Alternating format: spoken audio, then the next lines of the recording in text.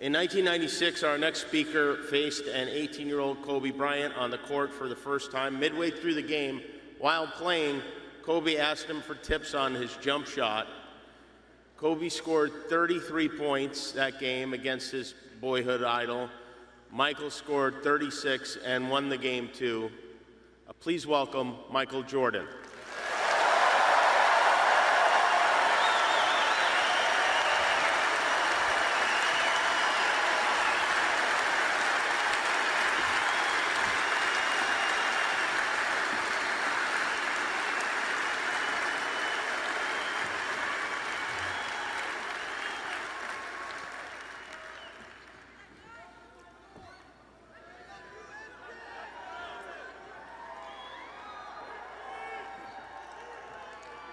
I would say good morning, but it's afternoon. I'm grateful to Vanessa and the Bryant family for the opportunity to speak today. I'm grateful to be here to honor Gigi and celebrate the gift that Kobe gave us all. What he accomplished as a basketball player, as a businessman, and a storyteller, and as a father. In the game of basketball, in life, as a parent, Kobe left nothing in the tank. He left it all on the floor.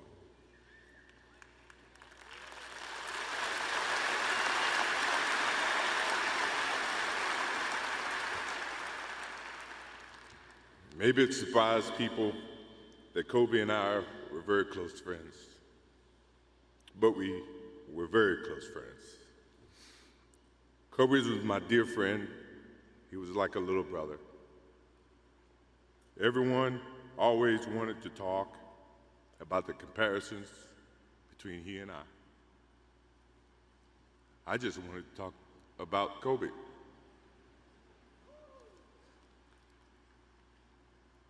You know, all of us have brothers and sisters, little brothers, little sisters who, for whatever reason, always tend to get in your stuff,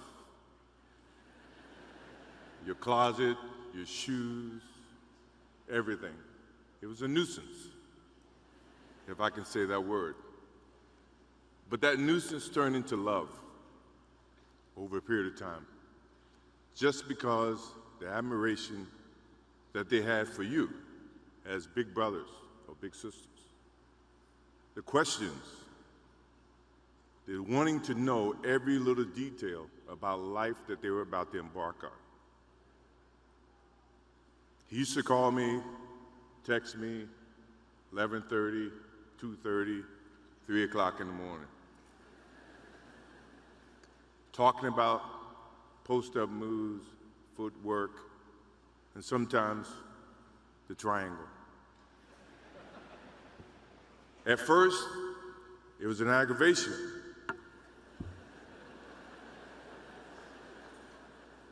But then it turned into a certain passion. This kid had passion like you would never know. And it's an amazing thing about passion. If you love something, if you have a strong passion for something, you would go to the extreme to try to understand or try to get it. Either ice cream, Cokes, hamburgers, whatever you have a love for. If you have to walk, you would go get it. If you have to beg someone, you would go get it. What Kobe Bryant was to me was the inspiration that someone truly cared about the way I played the game or the way that he wanted to play the game. He wanted to be the best basketball player that he could be. And as I got to know him, I wanted to be the best big brother that I could be.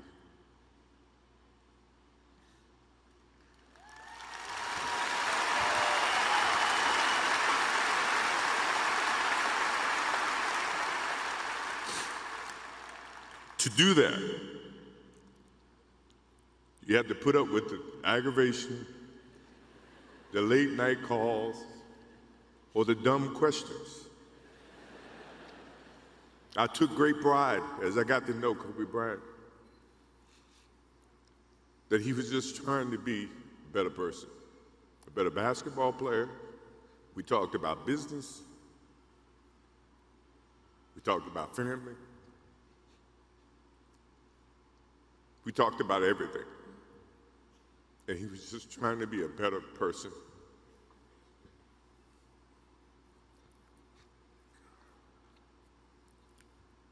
Now he's got me.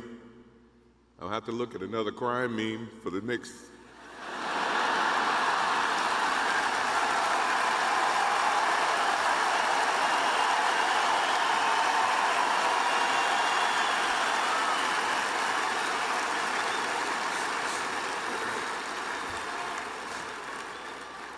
I told my wife I wasn't going to do this because I didn't want to see that for the next 3 or 4 years.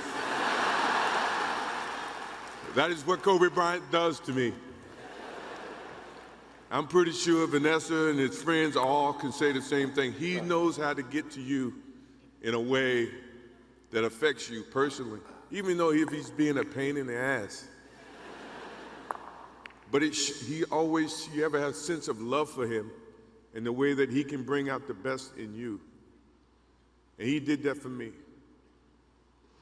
I remember maybe a couple of months ago, he sends me a text. And he's saying, I'm trying to teach my daughter some moves. And I don't know what I was thinking or what I was working on, but what were you thinking about when you were as you were growing up, trying to work on your moves? I said, what age?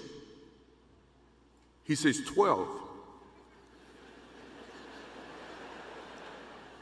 I said, 12, I was trying to play baseball.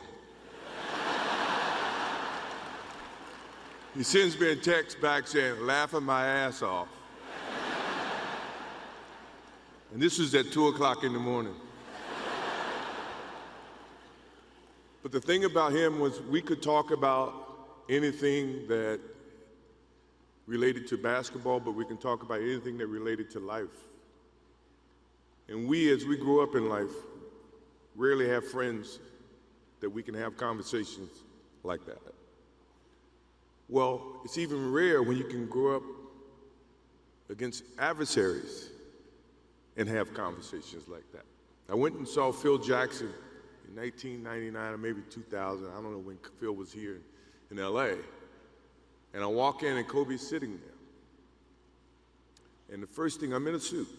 First thing Kobe said, did you bring your shoes?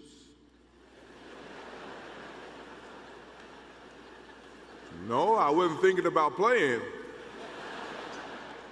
But his attitude to compete and play against someone he felt like he could enhance and improve his game with. To me, that's what I loved about the kid. Absolutely loved about the kid. No matter where he saw me, it was a challenge.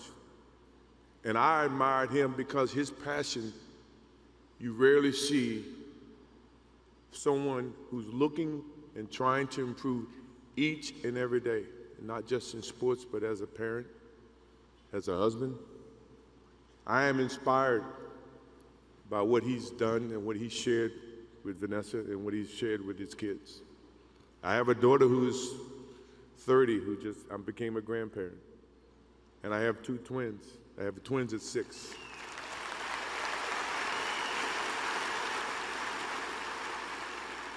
I can't wait to get home to become a girl dad and to hug them and to see the love and the smiles that they bring to us as parents. He taught me that just by looking at this tonight, looking at how he responded and reacted with the people that he actually loved. These are the things that we will continue to learn from Kobe Bryant. To Vanessa, Natalia, Bianca, Capri, my wife and I will keep you close in our hearts and our prayers. We will always be here for you, always. I also want to offer our condolences and support to all the families affected by this enormous tragedy.